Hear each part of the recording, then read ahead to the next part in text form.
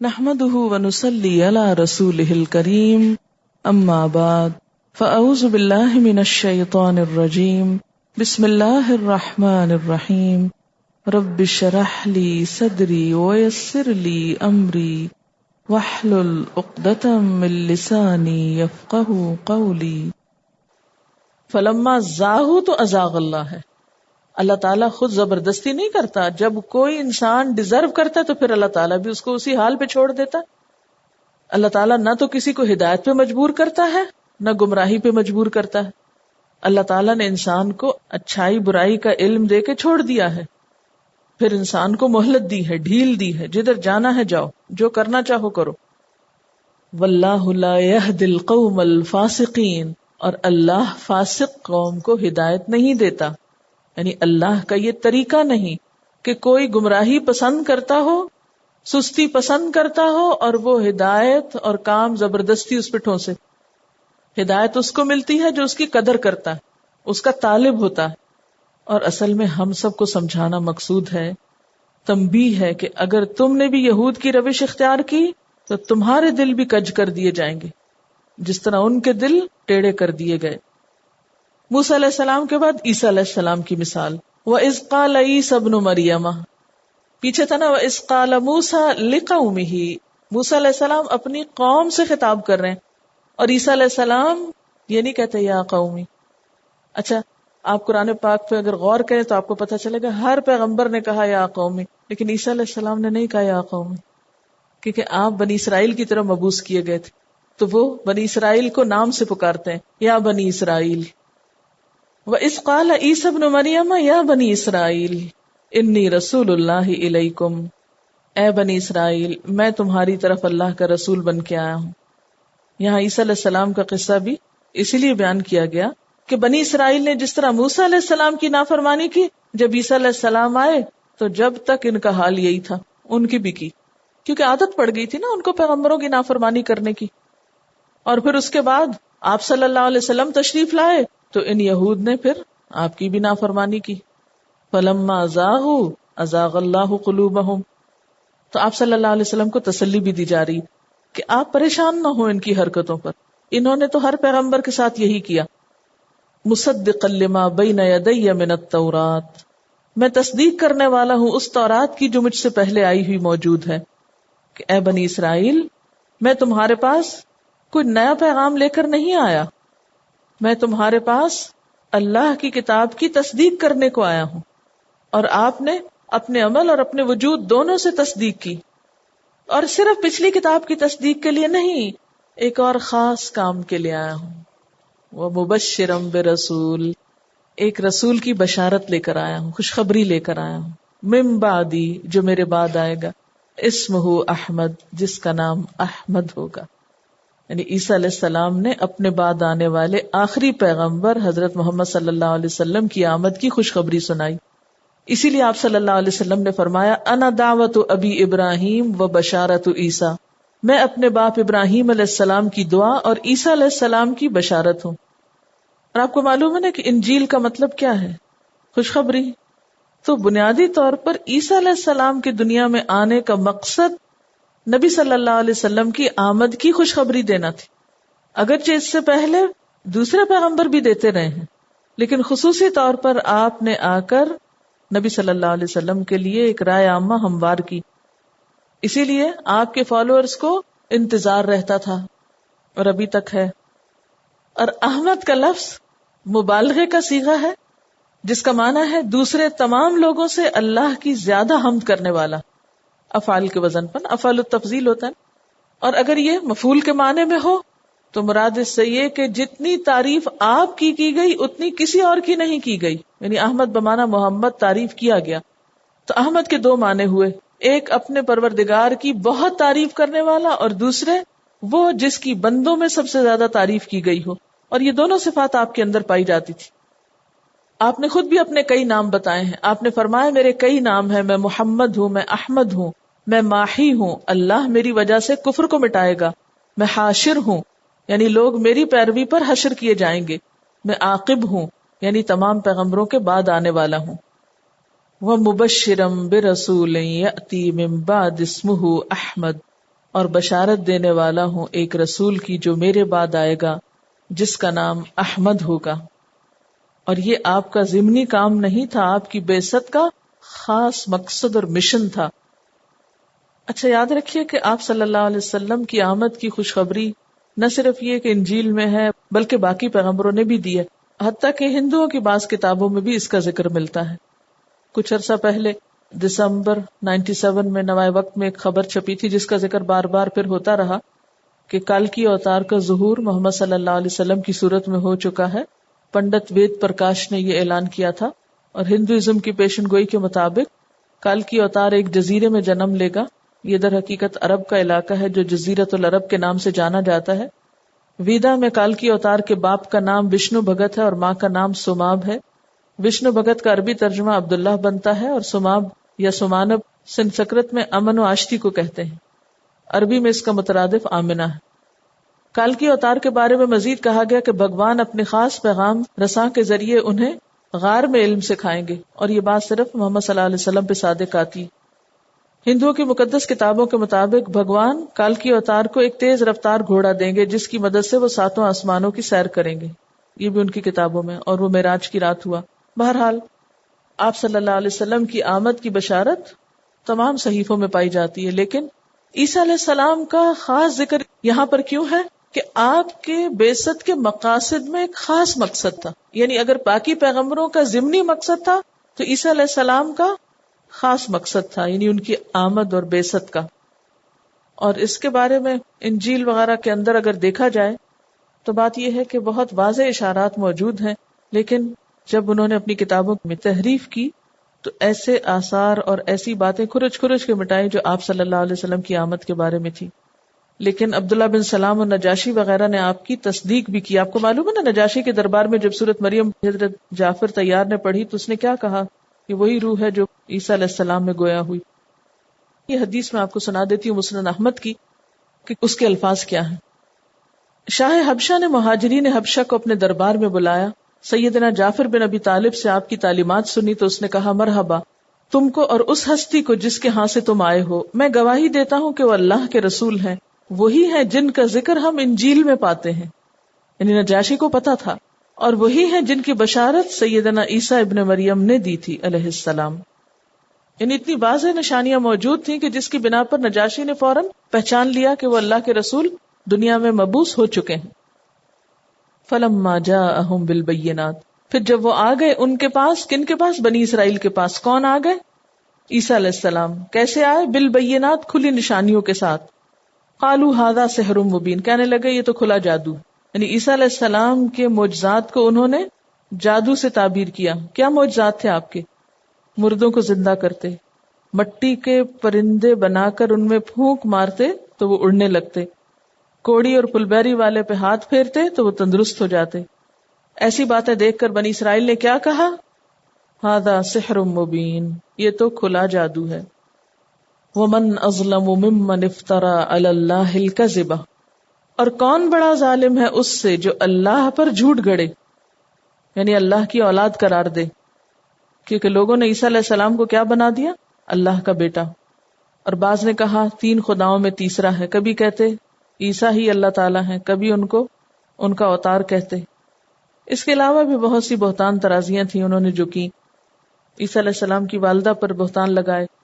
پھر اسی طرح اللہ تعالیٰ کے بارے میں ناروا باتیں کی. فرمایا ومن اظلم ممن افترى علی اللہ الکذب، اس سے بڑا ظالم کون ہوگا جو اللہ پہ جھوٹ گھڑے. وہو یدعی الی الاسلام، حالانکہ وہ اسلام کی طرف بلایا جاتا ہو. یعنی اسے اسلام کی دعوت دی جا رہی ہے اور وہ جواب میں اللہ پہ جھوٹ گڑ رہا ہے. کتنی سچی آیت ہے یہ. جب بھی آپ ان لوگوں کو اسلام کی طرف بلائیں تو آپ کی بات کیوں نہیں قبول کریں گے؟ کیونکہ آپ ان سے کہیں گے کہو لا الہ الا اللہ، تو کہیں گے نہیں عیسیٰ ابن اللہ، تو یہی تو سب سے بڑا جھوٹ ہے.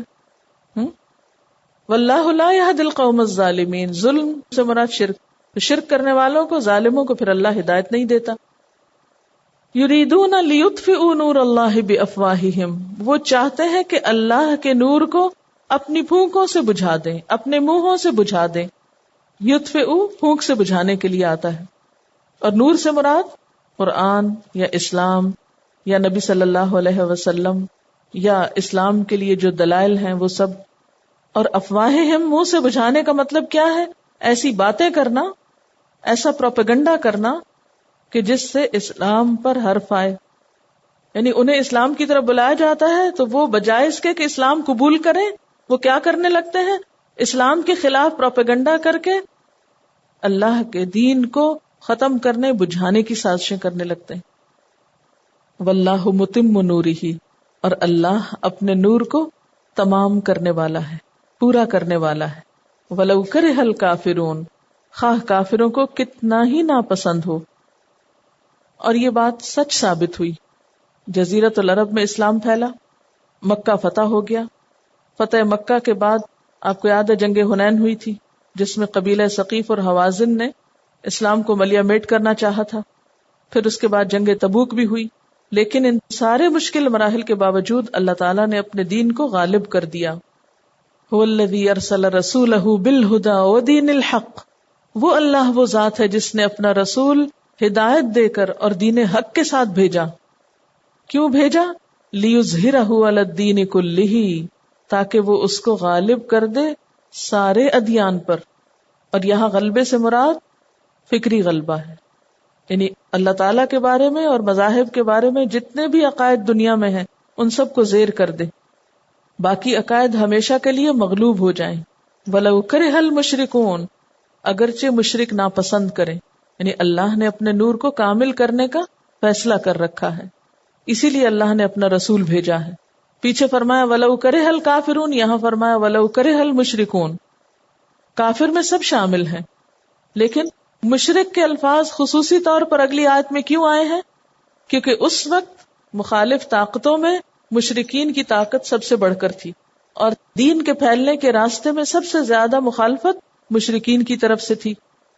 لیکن آپ دیکھتے ہیں کہ اس کے بعد اللہ تعالیٰ نے دین کو جزیرۃ العرب میں غلبہ عطا کیا، یہاں تک کہ آپ صلی اللہ علیہ وسلم نے فرمایا کہ اب اس جزیرۃ العرب میں 2 دین جمع نہیں ہوں گے، یعنی صرف دین اسلام ہی غالب دین کی حیثیت سے رہے گا اور وہاں سے پوری دنیا میں پھیلے گا. اچھا، سورۃ التوبہ میں بھی یہ آیات گزری ہیں. یریدون ان یطفئوا نور اللہ بافواہہم ویأبی اللہ الا ان یتم نورہ ولو کرہ الکافرون هو الذی ارسل رسولہ بالہدی ودین الحق لیظہرہ علی الدین کلہ ولو کرہ المشرکون. بالکل یہی مضمون پیچھے گزر چکا ہے، معمولی لفظی فرق کے ساتھ. اب آپ دیکھیے کہ اس وقت میڈیا کے دور میں، پروپیگنڈے کے دور میں جس طریقے سے اسلام کو نقصان پہنچایا جا رہا ہے، اور اسلام کا جو فکری غلبہ تھا اور وہ چیزیں جو ایک اسٹیبلش دین سے تعلق رکھتی تھی، کس طرح لوگوں کے ذہن میں ان کے بارے میں انتشار اور پریشانی پیدا کی جا رہی ہے. اور تو اور خود مسلمانوں کے اندر ایسے لوگ موجود ہیں جو مسلمان گھرانوں میں پیدا ہوئے ہیں اور وہ اسلام کے بارے میں شک کرتے ہیں، اسلام کے حقائق اور افکار کے بارے میں بہت سی کنفیوژن کا شکار ہیں. یعنی ماضی میں آپ کو ایسی مثالیں کہیں نہیں ملتی کہ لوگ مسلمان بھی ہوں اور انہیں اسلام پہ اعتراض بھی ہو. یہ 2 رنگی ابھی نظر آتی. اور پھر ہم کیا کہتے ہیں کہ ہمارے اپنے پرنسپلز ہیں، ان کے مطابق ہم جیتے ہیں. ٹھیک ہے، اسلام میں جو کچھ ہے، کتاب و سنت میں جو ہے، لیکن ہمارا اپنا طریقہ ہے. ایسے موقع پر اللہ تعالیٰ تو خود اپنے دین کی حفاظت کرنے والا ہے. ہماری ذمہ داری کیا ہے؟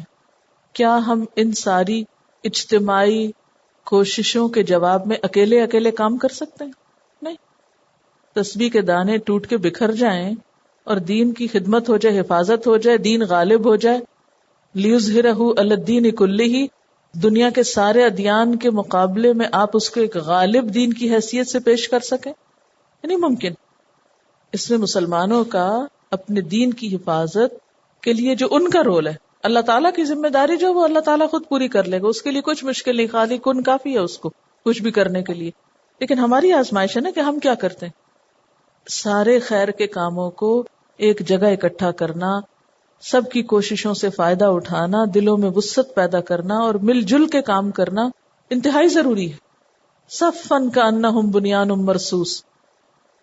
یا ایہا الذین آمنوا، اے لوگو جو ایمان لائے ہو، ہل ادلکم، کیا میں بتاؤں تم کو، کیا میں رہنمائی کروں تمہاری، علی تجارتن، اس تجارت پر، تنجیکم، جو بچائے تم کو، من عذاب علیم، دردناک عذاب سے۔ کیا ایسی تجارت کا پتہ چاہیے جو تم کو دردناک عذاب سے بچا لے؟ تجارت کا لفظ اپنے اندر بہت اٹریکشن رکھتا ہے، ایک خاص کشش ہے اس میں۔ تجارت کرنا دنیا کے بہت سارے لوگوں کا من پسند کام ہے، اور اگر کسی شخص کو بھی ایسی انویسٹمنٹ کے بارے میں پتا چلے، ایسی تجارت کے بارے میں پتا چلے جس کا پروفٹ لازم ہو، پائیدار ہو، یقینی ہو، تو کیا کوئی شخص ایسا ہوگا جس کی کسی ایسی چیز کی طرف رہنمائی کی جائے اور پھر وہ وہاں پر انویسٹ نہ کرے؟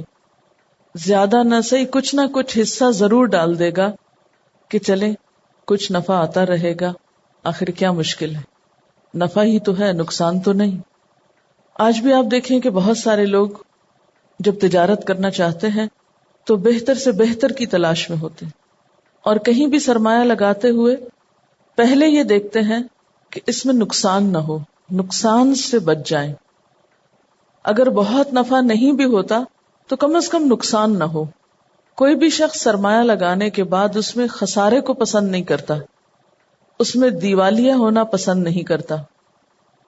اللہ سبحانہ و تعالیٰ چونکہ انسان کی نفسیات جانتے ہیں، اس لیے اللہ تعالیٰ نے ایک خاص عمل کو، یعنی ایمان اور جہاد فی سبیل اللہ کو، تجارت سے تعبیر کیا ہے کہ ان کاموں میں کوشش اس تجارت کی طرح ہے جس میں نفع ہی نفع ہے۔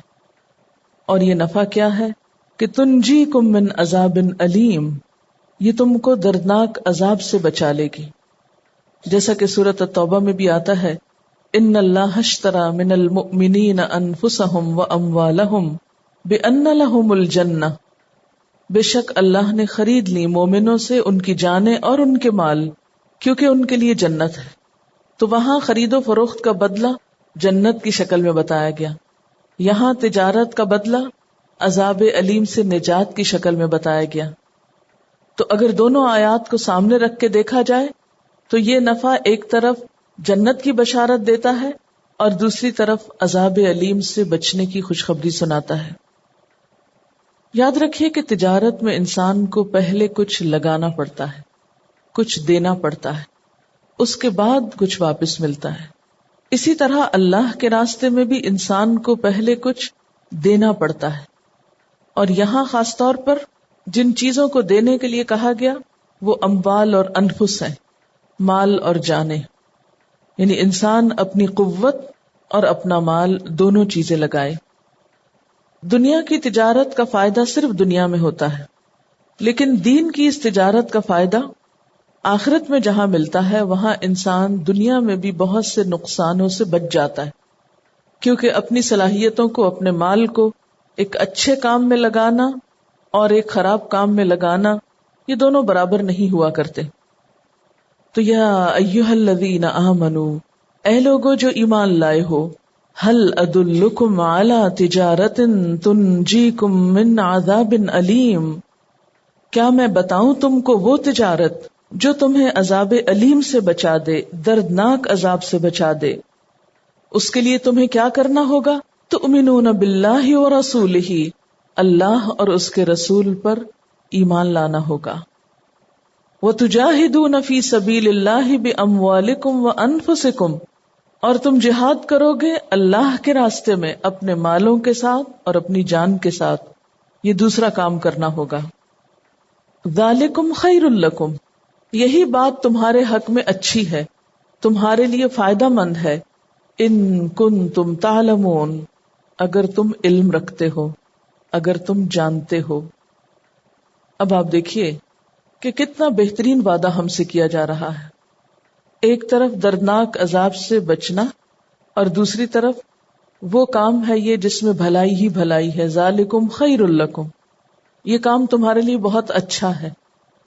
اللہ تعالیٰ اپنے بندوں کے لیے اس کام کو پسند کر رہا ہے۔ اس تجارت کے لیے کیے جانے والے دو کام اور لگائی جانے والی دو چیزیں ہیں۔ جیسے آپ جانتے ہیں نا کہ تجارت میں انسان کو محنت بھی لگانی پڑتی ہے اور سرمایہ بھی لگانا پڑتا ہے۔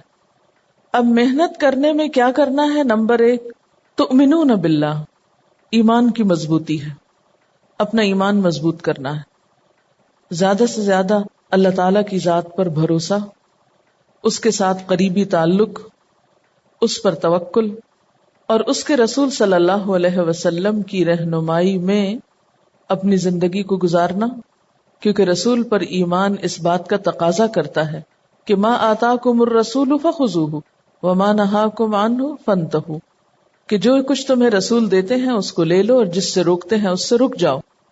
اور حقیقت بھی یہ ہے کہ جب تک ایمان مضبوط نہ ہو اس وقت تک اگلا کام نہیں ہو سکتا، اور اگلا کرنے کا کام کیا ہے؟ وَتُجَاهِدُونَ فِي سَبِيلِ اللَّهِ، تم جہاد کرو گے اللہ کے راستے میں۔ جہاد کا لفظ قتال سے مختلف ہے، قتال جہاد کی ایک قسم ہے لیکن سب کچھ نہیں۔ جہاد کا لفظ اگر قرآن پاک کی روشنی میں دیکھا جائے، آپ جتنا بھی قرآن پاک پڑھ چکے ہیں اگر اس کو اپنے سامنے رکھیں تو ایک جگہ پر آتا ہے وَجَاهِدْهُمْ بِهِ جِهَادًا كَبِيرًا، ان سے اس قرآن پاک کے ذریعے جہاد کبیر کیجیے۔ گویا قرآن پاک کی نشر و اشاعت کو بہت بڑا جہاد قرار دیا گیا۔ اسی طرح وَجَاهِدُوا فِي اللَّهِ حَقَّ جِهَادِهِ، جہاد کرو اللہ کے راستے میں جیسا کہ حق ہے اس کے جہاد کرنے کا۔ تو معنی کیا ہے؟ اپنی انتہائی کوشش، بہترین کوشش، بھاگ دوڑ، اسٹرگل۔ جیسے پہلے بھی ایک دفعہ آپ کو کہا تھا کہ جہاد کا لفظ آتے ہی کیا تصور بنتا ہے؟ مسلسل متحرک رہنے کا، یعنی جہاد والی زندگی جمود والی زندگی سے مختلف ہے۔ ایک وہ زندگی ہوتی ہے جس میں جمود ہوتا ہے، انسان اپنی روٹین کا عادی ہوتا ہے، ایک لگے بندے طریقے سے کام کرتا چلا جاتا ہے، سال ہا سال تک ایک طریقے پر زندگی بسر کرتا ہے، صبح ایک ٹائم پہ اٹھتا ہے، کھاتا پیتا ہے، اپنی ذاتی ضروریات کو پورا کرتا ہے، پھر اس کے بعد کچھ گھر کے ایک مخصوص کام، خواتین کے، مرد حضرات کے باہر کے کچھ مخصوص کام، مثلا دنیاوی لحاظ سے کچھ کمانا، تجارت کرنا وغیرہ وغیرہ، خواتین کا اپنے گھروں کی دیکھ بھال اور گھر کی ضروریات کو پورا کرنا۔ اس کے بعد پھر دوپہر کے کھانے کا وقت ہو گیا ہے، پھر سب بیٹھے ہیں، پھر آرام کیا ہے، پھر اٹھے ہیں، پھر چائے پی ہے، کوئی وزٹ کرنے آ گیا ہے، کہیں وزٹ کرنے چلے گئے ہیں، پھر اس کے بعد رات ہوتی ہے، پھر شاپنگ کرنے نکل گئے، کوئی پارٹی، کوئی ڈنر، اور اس طرح دنیا کے رنگ میلے میں وقت گزرتا چلا جاتا ہے۔ پھر کبھی بیچ میں کوئی شادی آ گئی، کوئی چھٹیاں آ گئی، کوئی تفریح آ گئی، اور وہ زندگی گزر رہی ہے جس میں کوئی حصہ نہیں اس بات کی سوچ کا کہ ہم اللہ کے دین کے نمائندے ہیں اور ہمیں اس سے آگے بھی کچھ کرنا ہے۔ تو یہاں پر آپ دیکھیے کہ تجاہدون فی سبیل اللہ، اگر ہم اپنے آپ کی زندگی کی روٹین بنائیں، یہاں آنے سے پہلے ہمارے ایک دن کا اسکیجول کیا تھا، روٹین کیا تھی، پوری لسٹ بنا لیں صبح سے شام تک کے کاموں کی، اور اس میں آپ دیکھیے کہ جہاد کا حصہ کہاں ہے، فی سبیل اللہ کی کوششیں کہاں ہیں۔ آج کے دور میں خواتین صرف گھر ہی نہیں چلاتی بلکہ گھر چلانے کے علاوہ بہت کچھ باہر بھی کر رہی ہیں۔ ان سارے شعبوں میں تجاہدون فی سبیل اللہ کہاں ہے؟ وہ کون سا شعبہ ہے؟ وہ کون سا کام ہے؟ وہ کہاں ہوتا ہے؟ امت مسلمہ کے ایک عام شخص کو، جس کو آپ یہ کہہ سکتے ہیں کہ وہ ایک نارمل شخص ہے، ایک اچھا معتدل مسلمان ہے، اس کی زندگی میں اس تجارت کا وقت کہاں ہے جو اس کو دردناک عذاب سے بچانے والا ہے؟ اب دیکھیے کہ آخرت کے عذاب کے بارے میں جب بھی ہم پڑھتے ہیں، جہنم کی آیات پڑھتے ہیں، تو کسی کا بھی دل نہیں چاہتا کہ انسان اس کے قریب بھی پھٹکے یا وہاں جائے۔ ہم میں سے ہر شخص یہ سوچنے لگتا ہے کہ کون سا ایسا کام کریں کہ جس سے ہم اس سے بچ جائیں۔ اب یہاں وہ کام بتایا جا رہا ہے کہ یہ کام کرو تو اس سے بچ جاؤ گے، کیونکہ کسی بھی نقصان سے بچنے کے لیے انسان کو ہاتھ پاؤں مارنے پڑتے ہیں۔ ایک ڈوبتا ہوا شخص کنارے تک پہنچنے کے لیے، کامیاب ہونے کے لیے، اپنے آپ کو مرنے سے بچانے کے لیے ہاتھ پاؤں مارتا ہے، اور ایک مشقت کر کے منزل تک بعض اوقات پہنچ بھی جاتا ہے۔ ہم سب بھی اپنی اپنی زندگیوں کا، ماضی کا جائزہ لیں اور اب پھر آئندہ مستقبل کی پلاننگ بھی کریں، کہ اس میں بہت سی پلاننگ شامل ہیں۔ مجھے یہ پڑھائی کرنی ہے، مجھے یہ جاب کرنی ہے، مجھے شادی کرنی ہے، مجھے فلاں کام کرنا ہے. اس ساری لسٹ میں اس کو بھی دیکھ لیجئے کہ کوئی کام ایسا بھی ہے جو تنجیکم من عذاب علیم کے لیے بھی فائدہ مند ہو سکتا ہے. تؤمنون باللہ ورسولہ وتجاہدون فی سبیل اللہ باموالکم وانفسکم.